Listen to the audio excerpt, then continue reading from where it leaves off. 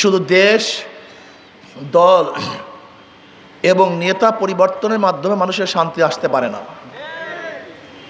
এরা মনে করে যে এ দেশ বারবার পরিবর্তন হয়েছে, বারবার ব্রিটিশ 200 বছর শোষণ করেছে।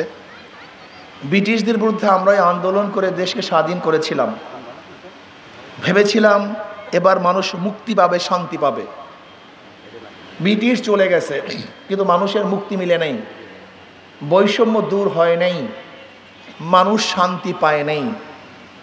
ভেবেছিলাম মুসলমানদের জন্য আলাদা ভূখণ্ড করতে পারলে আমরা শান্তি পাবো, মুক্তি পাবো। আবার মুসলিম লীগের নেতৃত্বে আমরা পাকিস্তান নামে একটা দেশ গড়েছিলাম, ভেবেছিলাম এবার শান্তি পাবো, মুক্তি পাবো, বৈষম্য দূর হবে। কিন্তু পশ্চিম পাকিস্তানের লোকগুলি পূর্ব পাকিস্তানের সাথে বৈষম্য দূর করতে পারে নাই, সাম্যতা রক্ষা করতে পারে নাই। আবার 71 ভেবেছিলাম পশ্চিম পাকিস্তান থেকে যদি আলাদা হতে পারি, স্বাধীন হতে পারি, তাহলে আমরা মুক্তি পাবো, শান্তি পাবো। আবার আন্দোলন করে বাংলাদেশ নামে একটা দেশ অর্জন করেছিলাম, ভেবেছিলাম বৈষম্য দূর হবে। কিন্তু 71 থেকে 2024 পর্যন্ত যারাই ক্ষমতায় ছিল, যেই দলই শাসন করেছে, কিন্তু বৈষম্য দূর করতে পারে নাই। আবার 2024-এ জুলাই আগস্টের বিপ্লব হলো, বৈষম্য বিরোধী আন্দোলন, বৈষম্য দূর করো, বৈষম্য চাই না। কিন্তু আমরা কি দেখলাম, 5 তারিখের পর থেকে এই পর্যন্ত এখনো বৈষম্য দূর হয় নাই, জুলুম অত্যাচার বন্ধ হয় নাই, চাঁদাবাজি এখনো চলছে, খুন খারাপি হচ্ছে, দখলদারি চলছে, দুর্নীতি আগের মতোই চলমান, ঘুষ বাণিজ্য চলতেছে। এর কারণটা কি? আমি জ্ঞানী বাবাদেরকে বলবো, জ্ঞানী মাদেরকে বলবো, যারা জ্ঞানহীন, জ্ঞান শূন্য, জ্ঞান পাপী, তাদের কাছে আমার বক্তব্য নাই। আমি সংক্ষিপ্তভাবে ব্রিটিশ থেকে এই পর্যন্ত সংক্ষিপ্তভাবে ইতিহাস টেনে নিয়ে এসেছি। প্রত্যেকটা আন্দোলনের যৌক্তিক দাবি ছিল মানুষের অধিকারকে রক্ষা করা, অধিকারকে ফিরিয়ে দেওয়া। কিন্তু এত আন্দোলনের পরে অধিকার পাচ্ছি না কেন? বৈষম্য দূর হচ্ছে না কেন? দুর্নীতি বন্ধ হচ্ছে না কেন? এটা মাথার মধ্যে যদি একবার ঢুকাতে পারেন, তাহলে সমস্যার সমাধান হবে ইনশাআল্লাহ। ধরে নেন, একজনের নাম এ, একজনের নাম বি, একজনের নাম সি। এও চোর, বিও চোর, সিও চোর। ক্ষমতায় আছে এ, সে কি করবে? কথা বলেন। আবার আন্দোলন করলাম, সংগ্রাম করলাম, হটাও এ, বসাও বি, সে কি করবে? আন্দোলন সংগ্রাম হরতাল, হটাও বি, বসাও সি, সে কি করবে? কারণটা কি? এর কারণটা বুঝতে হবে। এ চলে গেছে, বি চলে গেছে, সি চলে গেছে, কিন্তু নীতি আদর্শ চলে যায় নাই। ওসি সাহেব পরিবর্তন হয়, কিন্তু ঘুষ সাহেব ওই চেয়ারেই থাকে। ডিসি সাহেব ট্রান্সফার হয়, কিন্তু দুর্নীতি সাহেব ওই বিল্ডিংয়ের মধ্যেই লুকানো থাকে।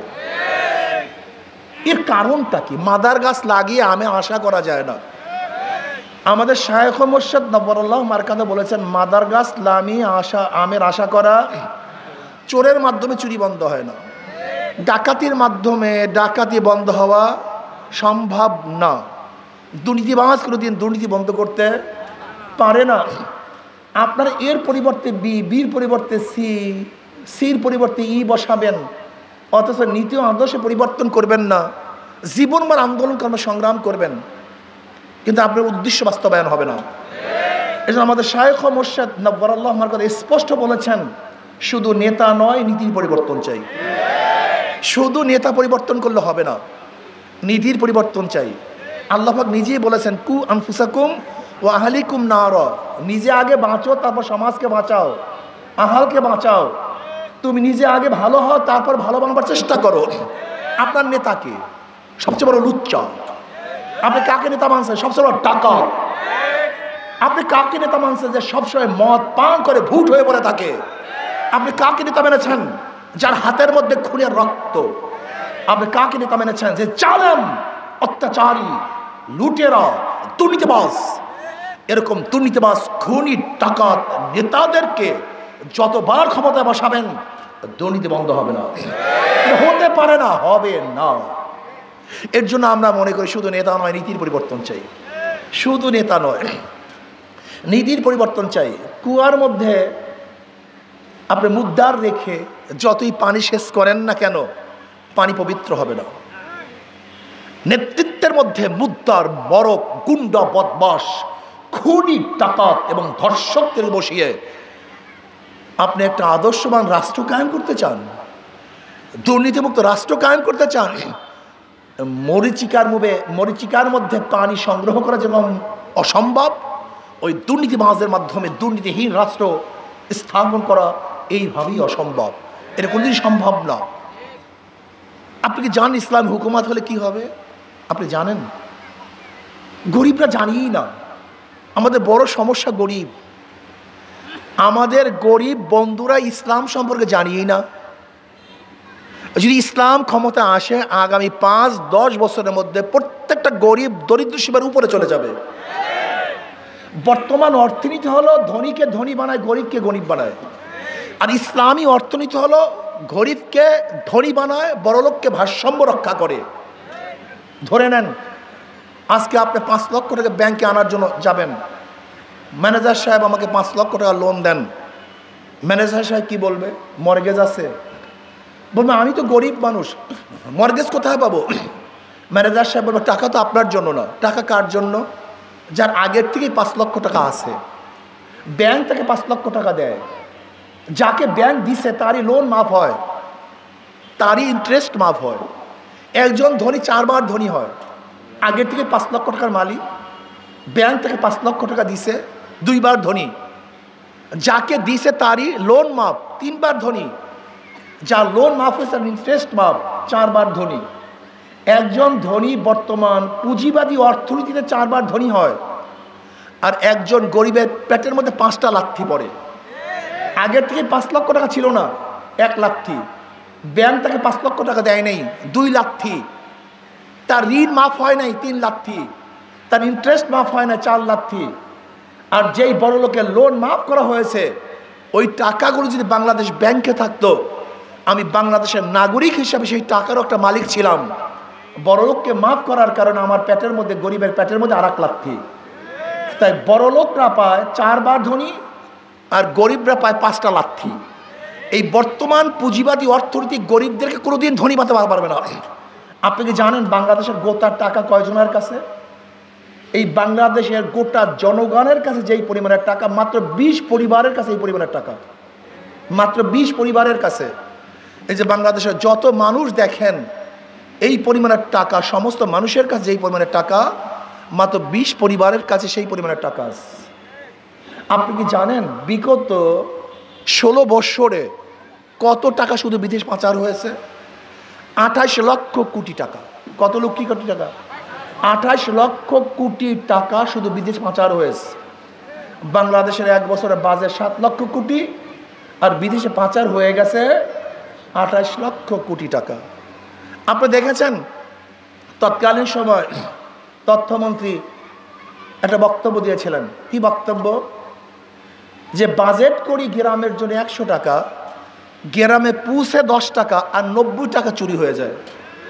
আপনার রিপোর্টে দেখেছেন বরাদ্দ হয় 100 টাকা, 30 টাকার কাজ হয়, 70 টাকা চুরি হয়। আমাকে অনেকেই প্রশ্ন করেছে ইসলামী হুকুমাত হলে কি হবে? আমি বললাম এক কথায় বলবো না ব্যাখ্যা দিয়ে বলবো? বলে এক কথা বললেই ভালো হয়। আমি বলবো ইসলামী হুকুমাত হলে এখন যেই বরাদ্দে যেই কাজ হয়, তার সে 100 গুণ 70 গুণ কাজ বেড়ে যাবে। তার মানে এখন যদি বরাদ্দে কাজ হয়, 30টা ব্রিজ হয়, একই বরাদ্দে ইসলামী হুকুমাত হলে 100 ব্রিজের কাজ হবে। এখন যদি বরাদ্দে 30টা রাস্তা হয়, একই বরাদ্দে ইসলামী হুকুমাত হলে 100টা রাস্তা হবে। যদি এখন একই বরাদ্দে 30টা প্রতিষ্ঠান হয়, ইসলামী হুকুমাত হলে একই বাজেটে 100টা প্রতিষ্ঠান হবে। এখন যদি বরাদ্দে 30 জনের খেদমত হয়, ইসলামী হুকুমাত হলে একই বরাদ্দের মাধ্যমে 100 জন লোক উপকৃত হবে। তার মানে এখন 70% টাকা চুরি হয়, ইসলাম হুকুমাত হলে একটা টাকাও চুরি হবে না। এর ছোট্ট একটা উদাহরণ দেই, ছোট্ট।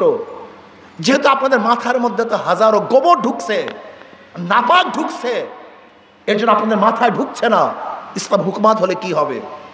আফগানের দিকে তাকান, যেখানে crore crore billion dollar America Afghani টাকা আটকিয়ে রেখেছে, যেখানে সমস্ত দেশ বয়কট করেছে, অর্থনীতি পঙ্গু করার হাজারো চেষ্টা চালিয়েছে, এক যুদ্ধ বিধ্বস্ত এক দেশ, সেখানের অবস্থাটা কি?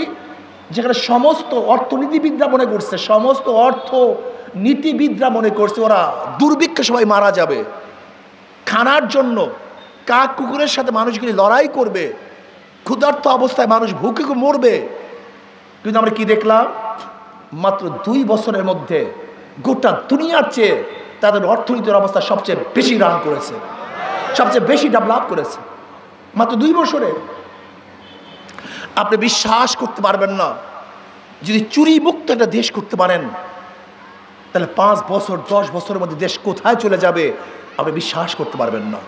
আমি চ্যালেঞ্জ দিয়ে বললাম গোটা ইসলামী অর্থনীতি গরিবদের জন্য, কিন্তু আমি আশ্চর্য হয়ে যাই গরিব ইসলামকে পছন্দ করে না কেন, এর কারণটা কি আমি বুঝতেই পারি না। গোটা ইসলামের অর্থনীতি কাদের জন্য? জাকাত কাদের জন্য? ওসর কাদের জন্য? মানত কাদের জন্য? দান কাদের জন্য? সদকা কাদের জন্য? ফেতরা কাদের জন্য?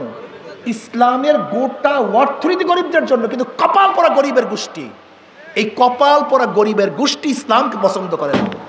আরে নিজের ভালো তো পাগলেও বুঝে, নিজের ভালো তো আসলে পাগলেও বুঝে, এগুলো পাগলের চেয়ে মাথা খারাপ। ইসলামকে পছন্দ করে না।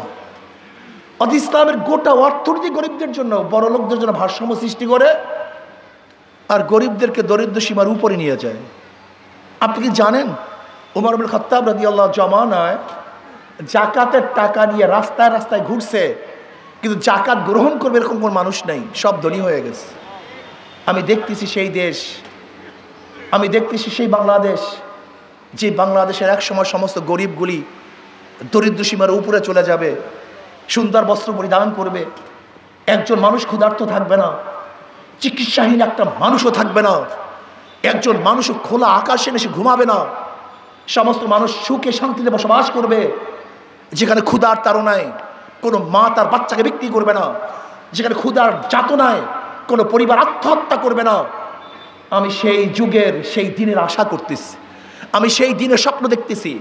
ইনশাআল্লাহ আজকে হোক কালকে হোক, মানুষ যখন বুঝবে ইসলামী শান্তি, ইসলামী মুক্তি, ইসলামী কল্যাণ, ইসলামী সুখ, ইনশাআল্লাহ মুসলমান, হিন্দু, বৌদ্ধ, খ্রিস্টান তখন ইসলামী আদর্শ গ্রহণ করবে শুধু দুনিয়াতে ভালো থাকার জন্য, দুনিয়াতে মুক্তি পাওয়ার জন্য, পেট পুড়িয়ে খাওয়ার জন্য, সুন্দর বস্ত্র পরিধান করার জন্য, ভালো মতো থাকার জন্য এবং ভালো চিকিৎসার জন্য, অন্ন বস্ত্র বাসস্থান এবং শিক্ষা চিকিৎসার জন্য সমস্ত মানুষগুলি ইসলামকে গ্রহণ করবে ইনশাআল্লাহ।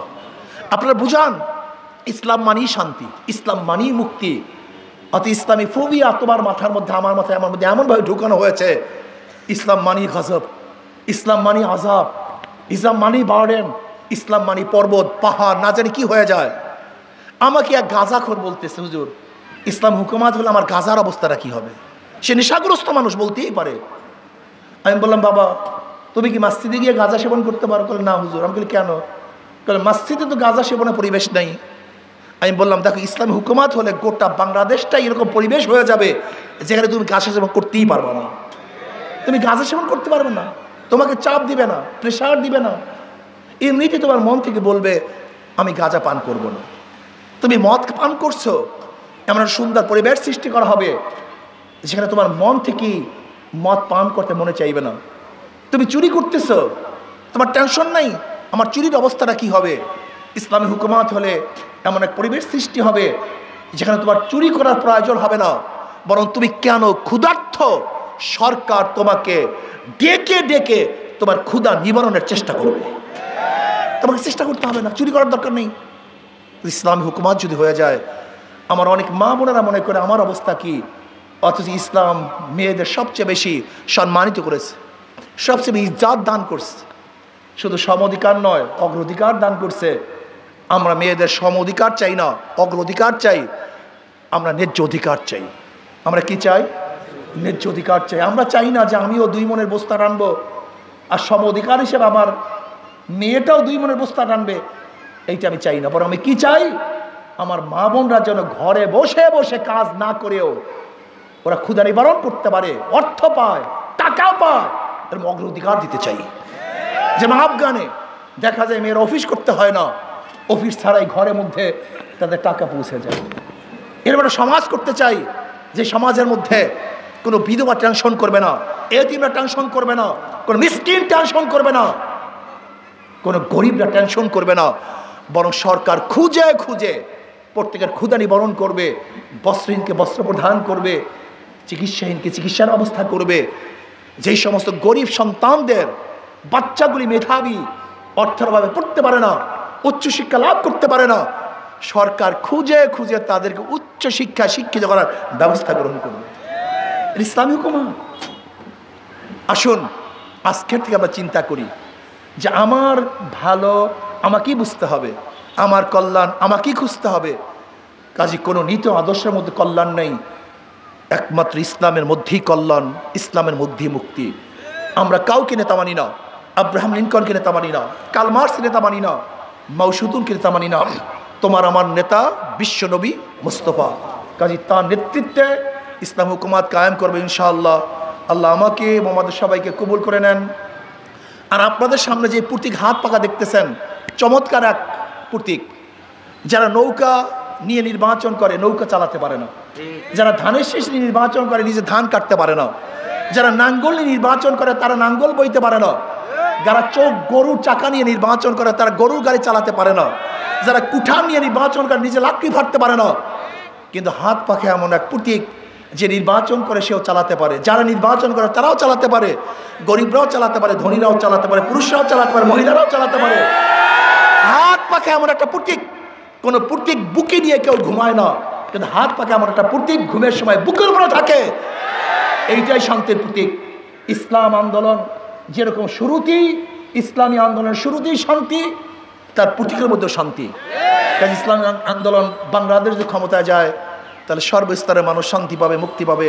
কাজে আল্লাহ আমাকে এবং আমাদের সবাইকে ইসলামী আন্দোলনের ছায়াতন ঐক্যবদ্ধভাবে আন্দোলন করে আল্লাহর জমিনে আল্লাহর হুকুমত কায়েম করার তৌফিক দান করেন। আল্লাহুম্মা আমিন। আল্লাহ ফিলিস্তিন মুসলমানদেরকে হেফাজত করেন, জালেমদেরকে হেদায়েত দিয়ে দেন, ওদের কবলে হেদায়েত না থাকলে নম্র ফেরাউন সাদ্দাত ধ্বংস করে দেন। আল্লাহ আপনার জমিনে আপনার হুকুমত ইসলাম হুকুমত কায়েম করে দেন। ইসলাম হুকুমতের জন্য সাহাবায়ে কেরামদের নমুনায় সাহেবে জাদ্দোজাহাদ করার তৌফিক দিয়ে দেন। আল্লাহ হাত পাখাকে বিজয় করে দেন, আল্লাহ হাত পাখাকে বিজয় করে দেন, আল্লাহ হাত পাখাকে বিজয় করে দেন। আল্লাহ আজকে মাহফিলকে আপনি কামিয়াব করে দেন। রব্বির হামহুমা কামা রব্বায়ানি